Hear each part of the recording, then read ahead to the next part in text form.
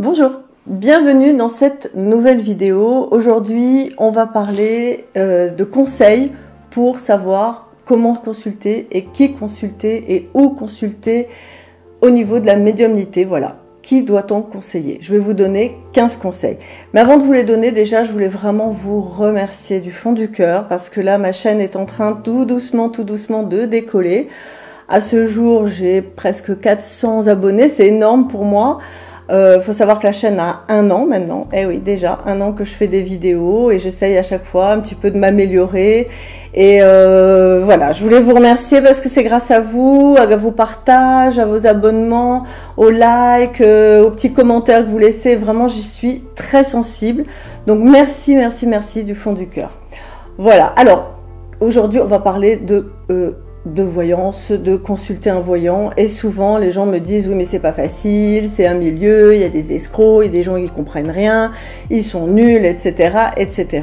Et c'est vrai, voilà, je vais pas vous dire le contraire, c'est vrai que cette profession attire des gens qui pensent que parce qu'ils savent lire 3 cartes de tarot et faire tourner en pendule, ça y est, ils sont voyants, ils sont médiums, etc.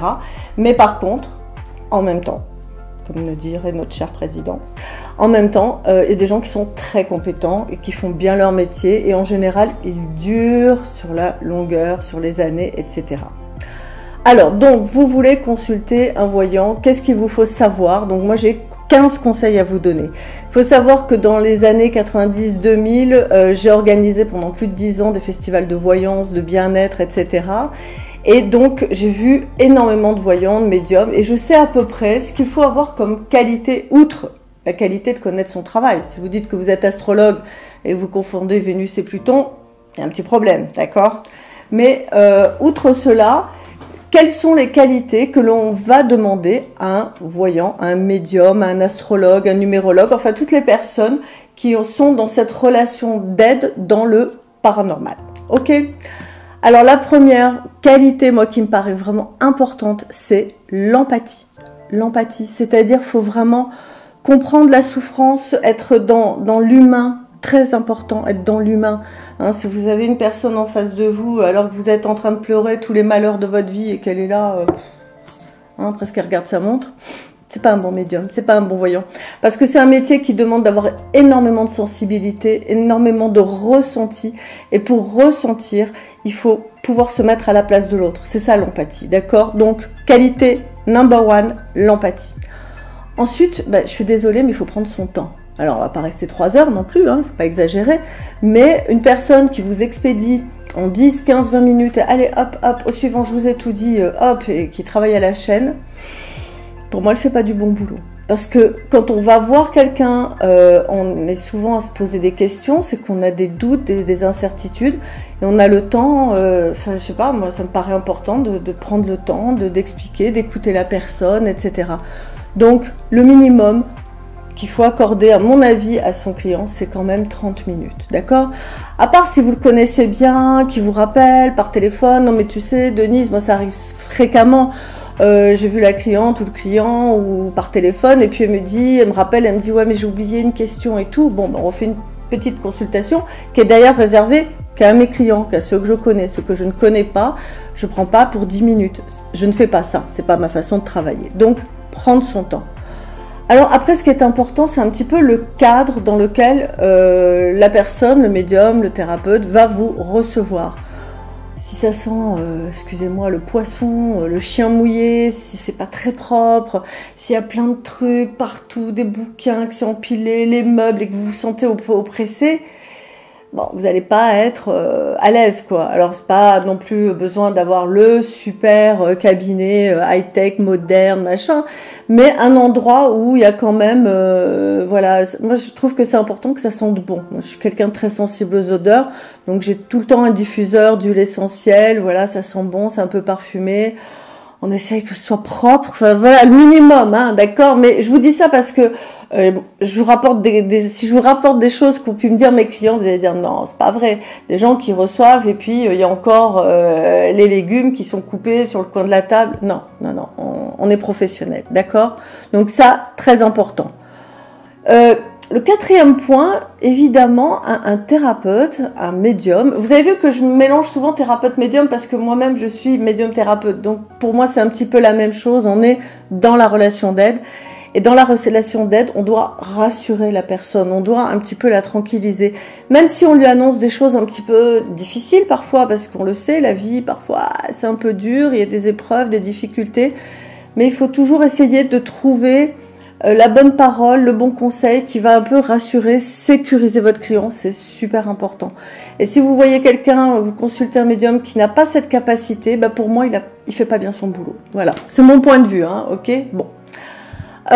Cinquième point, il faut aussi s'adapter à la personne qu'on a en face. Il faut avoir un peu de psychologie, d'accord. Si vous êtes avec un jeune qui a 20-25 ans, vous n'allez pas lui parler, oui, alors très cher et tout. Non. Vous allez avoir un langage un petit peu plus simple, un peu plus familier.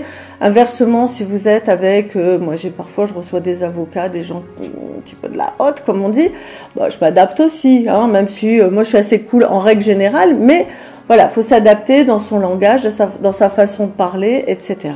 Donc c'est important d'avoir ce côté psychologique. Sixième point, bah, c'est ce qu'on va demander quand même à un voyant, il me semble, c'est quand même d'être précis dans ses prédictions.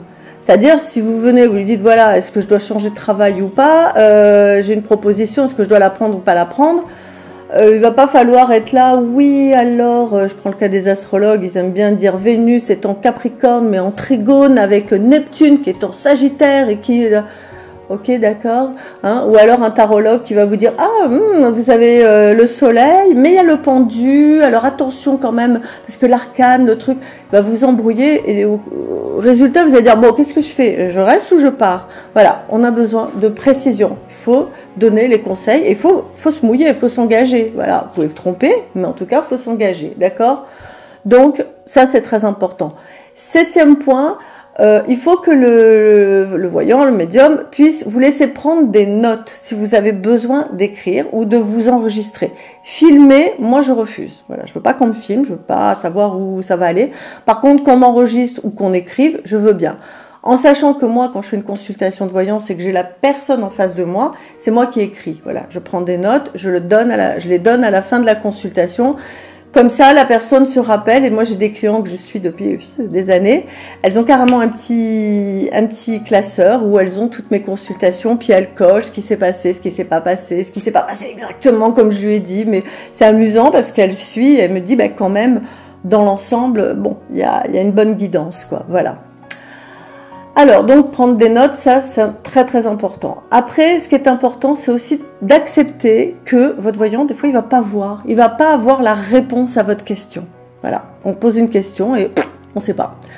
Alors, j'ai remarqué qu'il y avait 3 cas de figure qui se présentaient généralement et qui font qu'on ne voit pas bien. La première, c'est que la question est un peu, excusez-moi, stupide. Voilà, un peu stupide. C'est-à-dire, oui, je vais acheter une voiture, je dois prendre une Volvo ou une Mercedes. J'en sais rien, moi je suis pas concessionnaire. Qu'est-ce que tu me demandes comme question? Voilà, je dois la prendre rouge, je dois la prendre bleue. On m'a posé ce genre de questions. Donc non, on n'est pas là pour répondre à des détails. Si vous devez vous acheter telle voiture ou tel ordinateur, voilà, des choses comme ça, je suis désolée, c'est pas de ma compétence, vraiment pas. Vous dire si vous devez changer de travail, oui. Vous dire si la personne que vous avez rencontrée, c'est une bonne personne pour vous, oui. Mais ce genre-là, non. Après, deuxième chose sur laquelle des fois on est un petit peu réticent, c'est tout ce qui touche à la maladie et au décès. On y va vraiment, hein, d'accord, vous avez des médecins. Moi, quand je parle de santé, parce qu'on en parle évidemment, je dis attention, voilà, oui, peut-être problème aux jambes, au ventre, hein, mais allez voir un médecin. Je suis pas docteur, donc j'ai pas à vous dire vous avez ça, je vais pas vous faire un diagnostic. C'est pas mon rôle, encore une fois. Et les décès, pareil, je n'en parle pas. Sauf évidemment si vous avez une personne très âgée autour de vous, bah, je vais rien vous apprendre, vous savez bien. D'accord? Mais sinon, pas de ça. Et troisième point sur lequel on ne voit pas, c'est quand vous me demandez dans 10 ans, dans 15 ans, dans 20 ans, il faut savoir en général qu'une consultation dans la voyance en particulier, en astrologie c'est pas pareil parce qu'on peut faire des thèmes prévisionnels, on voit sur 2, allez, 3 ans maximum. Donc si vous avez un gamin de 8 ans et vous me dites qu'est-ce qu'il va faire plus tard, comment, pourquoi et tout, je vous dis, oh, calmez-vous, laissez-le grandir un peu le petit, d'accord? Donc voilà, c'est un petit peu les 3 cas où on ne voit pas. Et parfois, il y a même un 4e cas. Moi, on ne veut pas me donner la réponse. On me dit, non, cette personne n'a pas à savoir. Parce que peut-être de savoir, ce serait pas très bénéfique pour elle. Voilà. Donc dans ce cas-là, j'ai pas l'information. Ok? 9e point important, c'est avoir de l'humilité. Voilà, hein, c'est dans la continuité.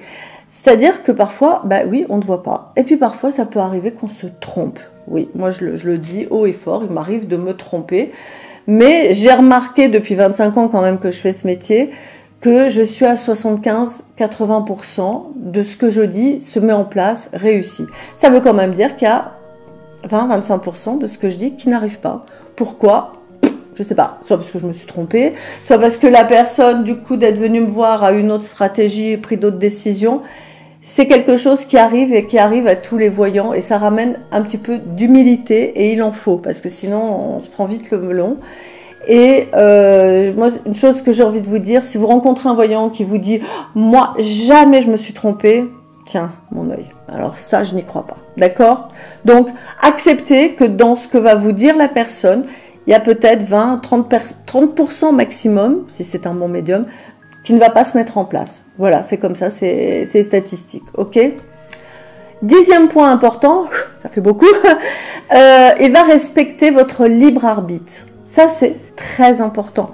Par exemple, si je dis à une personne, bah oui, vous devriez changer de travail. Voilà, il y a une opportunité, quelque chose, et que la personne me dit, bah non, mais moi, je veux absolument pas changer de travail. Ou inversement, non, ne changez pas de travail parce que ce que vous allez trouver, ça va pas vous plaire, c'est pas bien pour vous. Et que la personne me dit, si, moi j'y vais. Ok, c'est votre responsabilité, c'est votre vie. C'est vous qui décidez, c'est pas moi. Qui suis-je pour vous dire non, ne faites pas ça, d'accord? Moi, je vous dis juste ce que je vois. Après, c'est votre vie. Donc ça s'appelle respecter le libre arbitre et c'est très, très important. 11e point. Eh bien, ceux qui vous disent que vous êtes possédé, marabouté, envoûté. Bon, ça, c'est des conneries, d'accord? En France et tout, il y a des gens qui font un peu des trucs et tout, c'est vrai. Mais bon, écoutez, ça fait 25 ans que je fais ce métier, j'ai peut-être vu vraiment 3 personnes qui, je me disais, là, il y a quelque chose de bizarre. Mais sinon, le reste du temps, ben, il n'y a pas. Donc ça, quand vous rencontrez un voyant qui commence au bout de 10 minutes, un quart d'heure, vous dire, vous êtes envoûté, possédé, nanana, méfiance. Il veut les sous-sous, d'accord? C'est donc un escroc. Voilà, moi je le dis clairement, j'ai pas peur. Non, il n'y a pas d'envoûtement, de possession, de machin comme ça. Arrêtez de croire ce genre de délire que votre voisin vous a jeté un sort. Voilà, faites des prières, mettez des bougies, vous verrez, tout ira bien. Des jalousies, oui, ça existe. Ben, évidemment, si vous êtes une personne belle, intelligente et qui réussit, des jalousies, vous allez en avoir. Ça, faut vous y attendre. D'accord? Mais de là à dire qu'on vous a jeté un sort, que si j'ai pas de chance, non. Il y a des périodes où on n'a pas de chance, des périodes où on en a. Voilà, ne reportez pas la responsabilité de votre vie et de vos échecs là-dessus, c'est un petit peu trop facile. C'est mon point de vue, après faites comme vous voulez, libre arbitre. Ok? Ensuite, 12e point qui est important, moi je trouve, c'est d'avoir un site sur Internet, on vit à l'époque d'Internet. Si vous avez affaire à quelqu'un de professionnel, à quelqu'un qui consulte régulièrement, c'est important qu'il ait un site qui est actualisé, qui est un peu référencé, voilà. Après, il y a des gens qui n'en ont pas et qui sont très bons, hein. Voilà, on va pas juger que là-dessus, mais le fait qu'il ait un site qui soit référencé, ça veut dire qu'il est déclaré. Donc ça veut dire qu'il y a quand même un suivi, il y a un côté entre guillemets professionnel. Ça peut être aussi un plus. 13e point très important, l'argent, les tarifs. Alors les tarifs, je vais vous donner grosso modo un peu ce à quoi vous pouvez vous attendre en fonction de la grandeur de la ville. Alors, à Paris, les consultations, il faut savoir que c'est plus cher, c'est normal, la vie est plus chère. Donc, c'est entre 80 et 120 € une consultation. Dans les grandes villes, hein, genre Marseille, etc., ça va être entre 55 et 80 € la consultation. Dans les petites villes, comme moi, là où je suis à Manosque, c'est entre 45 et 60 € et moi je prends 50 €. Donc vous voyez, je suis dans la moyenne.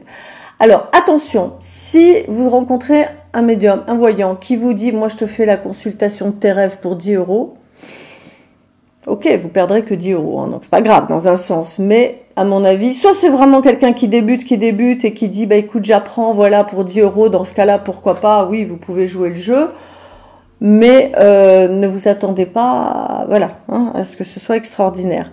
Inversement, quelqu'un qui va vous demander 200, 300 euros, bah pourquoi? T'es qui pour me demander autant, quoi? Donc méfiance, d'accord? Ça veut pas dire qu'il vous demande cher que c'est le super voyant du siècle, pas du tout. Ok? Donc respectez un petit peu ses prix, ses tarifs, et vous verrez que vous rencontrerez des gens, entre guillemets, sérieux. Et le 14e point, le plus important, et moi c'est comme ça que j'ai pratiquement, allez, on va dire 30 à 40% de ma clientèle, c'est le bouche à oreille. N'hésitez pas à parler à vos amis, aux gens que vous connaissez. Oui, j'ai été voir un voyant, une médium, un truc super, j'ai bien aimé. Ben, ce qu'elle m'a dit, peut-être vous pouvez attendre un mois, 2 mois. Ben, ce qu'elle m'a dit, tiens, elle me l'avait dit, ça s'est réalisé, etc. Faites de la pub, d'accord, hein, quand vous allez dans un bon resto, ben, vous faites de la pub pour vos amis. Ben là, c'est pareil, faites-nous de la pub. C'est comme ça déjà que nous, on va pouvoir travailler, vivre bien et voilà, être heureux et tout, voilà, faire des belles vidéos. Et puis, ça va permettre que les gens qui vont venir nous voir, ben, ils viennent dans un meilleur état d'esprit. C'est-à-dire, ben, ils sont plus détendus, ils sont plus rassurés, du coup, ils sont plus cool. Du coup, la consultation se passe mieux et tout le monde est heureux. Voilà, donc ça c'est très important, le bouche à oreille. Si on vous parle d'un voyant, d'une médium, d'un tarologue, d'un astrologue, ouais il est super et tout, allez-y. Après, ne survendez pas la personne, hein, d'accord? Parce que des fois, si les gens s'imaginent monts et merveilles, ça m'est arrivé une fois, une cliente, elle m'a dit, oh mais je pensais que vous voyiez plus, vous aviez des flashs, vous aviez ci. J'ai dit, madame, c'est pas Walt Disney, quoi, calmez-vous. Je vous ai dit les choses importantes, on a fait la voyance, ça s'est bien passé, on a passé un bon moment. On n'est pas dans la magie, quoi, hein. Les gens, parfois, sont là, waouh, alors, vous voyez ça? Non, non, non, calmez-vous. On voit ce qu'on a à voir, on vous dit ce qu'on a à vous dire, mais on n'est pas dans le monde merveilleux de Walt Disney, ok? Et le 15e point, le 15e point, c'est vous qui allez le trouver. Ouais, voilà, j'ai décidé de vous lancer un petit défi.